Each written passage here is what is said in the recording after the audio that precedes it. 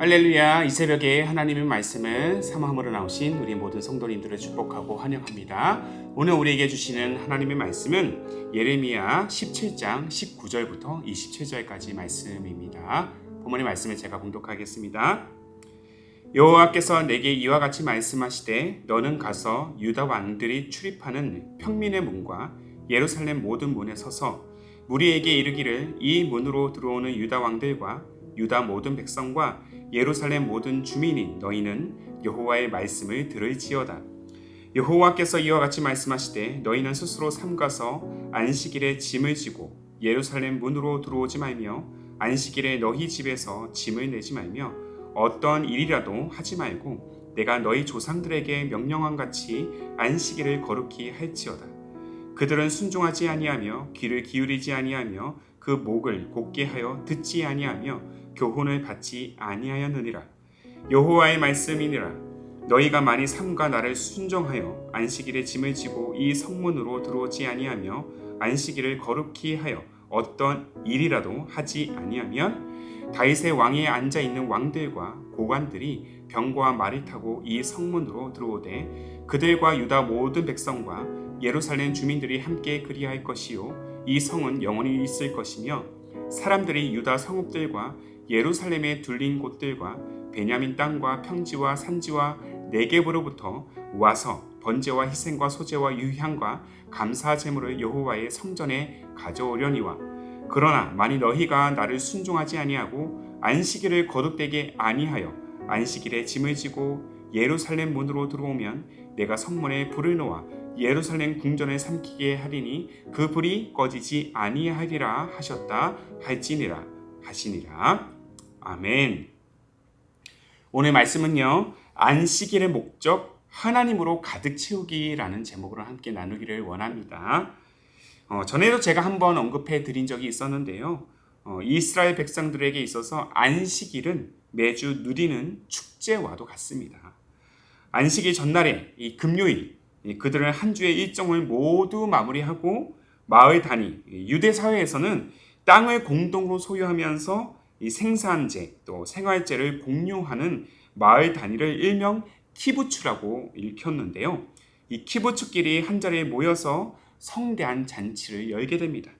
그리고 이 잘 차려진 음식 앞에서 잔에 포도주를 가득 채운 뒤에 잔을 들어서 이렇게 외치죠.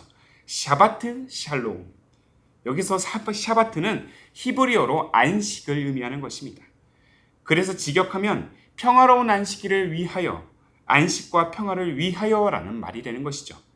자, 일주일의 일상을 잘 마무리하고 또 안식일의 전날인 이 금요일 저녁부터 안식일인 토요일 저녁까지 유대인들은 어떤 일도 하지 않고 쉬면서 이 안식일의 축제를 즐깁니다. 어떻게 보면 그래서 이 안식일 전날 유대인들이 누리는 이 축제라는 것은 우리나라의 불금과도 같은 의미가 되는지도 모르겠습니다. 우리나라의 많은 사람들이 불금을 기다리고 즐기는 것처럼 유대인들도 금요일 저녁을 기다리면서 일상을 살아가고 있기 때문이에요. 왜냐하면 이들에게 있어 이 안식일이라는 것은 모든 일을 멈추고 온전히 쉴 수 있는 축제의 시간이자 공간이기 때문입니다. 하지만 이 성경적인 의미에서 안식은 그저 일상을 멈추고 몸과 마음을 쉬는 것으로만 제한되지 않습니다. 진정한 안식이라는 것은 안식을 통해서 일상에 몰입했던 그 모든 순간들을 비워내고 다른 무엇으로 채워가는 과정인 것이죠. 그렇다면 그 인간 내면의 영혼에 무엇을 과연 채워야 하는 것일까? 다름 아니라 하나님으로 채워야 한다는 것입니다. 하나님으로 채운다는 것은 곧바로 하나님께 집중한다는 의미인 것이죠. 내 영혼이 하나님께 그렇게 집중할 때 내 영혼은 온전해질 수 있기 때문이에요.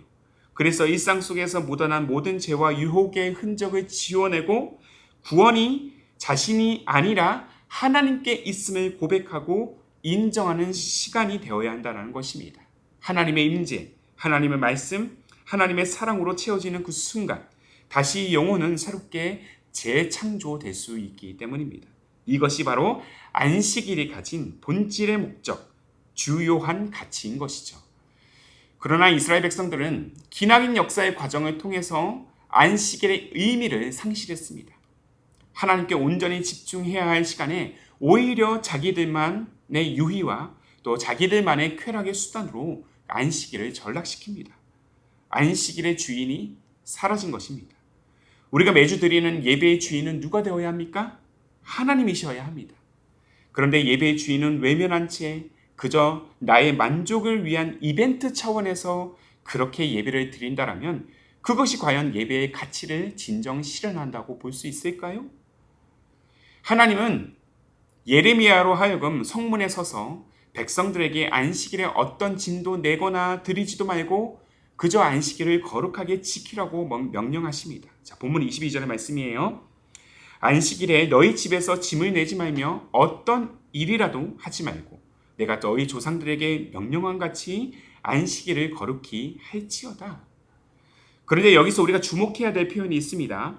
내가 너희 조상들에게 명령함 같이. 이 표현을 통해서 저자는 출애굽 당시 백성들의 모습과 지금 연결시키고자 하는 의도를 보이고 있어요. 출애굽 당시의 조상들의 모습은 어땠을까요? 바로 23절에 고스란히 기록되어 있습니다. 그들은 순종하지 아니하며 귀를 기울이지 아니하며 그 목을 곧게 하여 듣지 아니하며 교훈을 받지 아니하였느니라.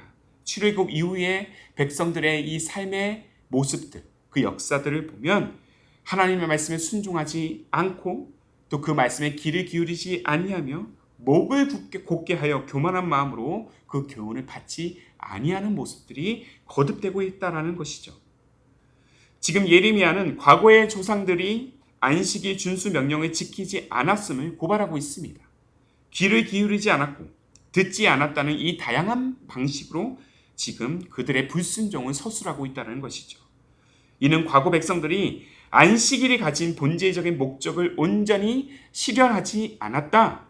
안식일의 주인 되신 하나님을 온전히 섬기지 않았고 오히려 자기 탐욕을 위해서 우상을 만들어 그 우상에게 절을 했다는 표현까지 포함된 것임을 너희들이 지금 알아야 한다는 것입니다. 그러면서 하나님께서 선사하신 이 안식일의 중요함을 민족의 명운과 연결시키고 있습니다.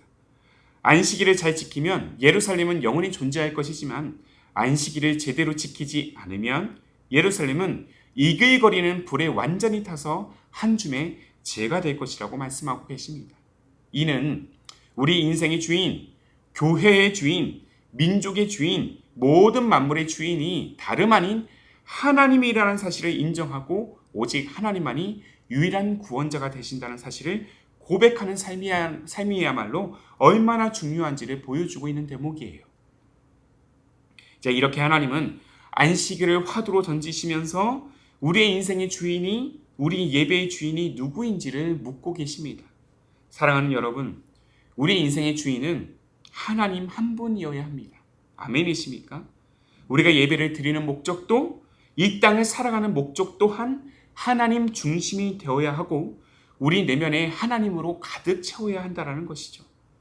그러나 때때로 우리는 하나님을 위한 삶, 하나님만을 위한 예배가 아니라 나의 야망을 실현하기 위한 목적으로 우리의 신앙을 이용하려고 합니다. 하나님 중심에서 벗어나서 자기 중심적인 신앙과 예배에 만족하려 든다는 것이죠. 이러한 자기 중심성, 자기 의존성은 하나님이 제정하신 안식일의 목적과 가치에서 완전히 어긋난 것이기 때문에 예레미야를 통한 하나님의 경고처럼 그 어떤 성취도 그들은 이루지 못할 것입니다. 그러므로 오늘 말씀을 통해서 우리가 회복해야 될 것은 무엇일까요? 자기 중심적인 신앙에서 벗어나서 하나님 중심적인 신앙으로 나아가는 그런 안식일의 목적과 가치를 회복하는 것인 줄로 믿습니다. 안식은 밀려드는 세상의 풍파 속에서도 고난 속에서도 믿음으로 하나님을 바라보는 것이고요. 하나님의 손을 붙들어 하나님의 보호하심에 의존하는 믿음의 또한 행함인 것입니다. 우리가 하나님을 온전히 바라보고 온전히 하나님의 은혜를 고백하며 나아갈 때 참된 안식의 역사를 경험할 수 있는 이유가 바로 여기에 있다는 것입니다. 사랑하는 성도 여러분, 저와 여러분 모두가 안식일에 가진 진정한 목적과 가치를 실현하는 인생이 되기를 원합니다. 그 무엇보다 매일매 순간 하나님만 바라보시기를 바랍니다. 내 영혼에 오직 하나님만으로 가득 채우는 삶이 되시기를 바랍니다. 이렇게 하나님이 내 삶의 주인이 되시고 안식일의 참 주인이 되실 때, 그렇게 하나님의 중심이 되는 삶을 우리가 실현할 때 하나님은 우리의 인생을 샤바트 샬롬, 세상이 줄 수 없는 참된 평안으로 우리를 이끄실 줄로 믿습니다. 이 평안을 날마다 누리고 무엇보다 하나님을 위하여 우리 자신을 드리고 하나님을 향해서 온전히 우리가 예배하는 그런 삶의 여정이 되시기를, 오늘 하루가 되시기를 주님의 이름으로 축복합니다. 아멘. 함께 기도하겠습니다. 우리 인생의 참 주인이 되시는 하나님, 날마다 은혜로 우리의 인생을 인도하시고 삶을 이끄시는 주님을 온전히 찬양합니다. 늘 우리의 중심이 되어주셔서 참 평안으로 이끄심을 감사드립니다. 때때로 우리는 하나님 중심에서 벗어나 자기 중심적인 신앙의 길로 빠질 때가 있음을 우리는 고백합니다. 세상을 나의 것으로 채우고자 하는 욕구로 인해서 하나님을 온전히 예배하지 않았던, 하나님을 외면했던 우리의 연약함과 교만함을 주님 용서하여 주옵소서. 안식일을 거룩히 지키라는 그 명령에 온전히 순종하는 신앙이 되기를 원합니다. 안식일의 참 주인 되신 주님을 온전히 바라보며 우리 내면이 세상의 것들을 계속해서 걷어내고 내면 가운데 오직 하나님으로만 채우는 그러한 거룩한 여정이 되도록 성령여 우리를 인도하여 주옵소서. 그렇게 우리의 온전한 예배와 섬김 위에 참된 평안으로 역사하실 우리 주님 예수님의 이름으로 기도하옵나이다. 아멘. 오늘도 주신 말씀에 따라서 우리 두 가지 기도 제목을 붙들고 함께 기도하기를 원합니다.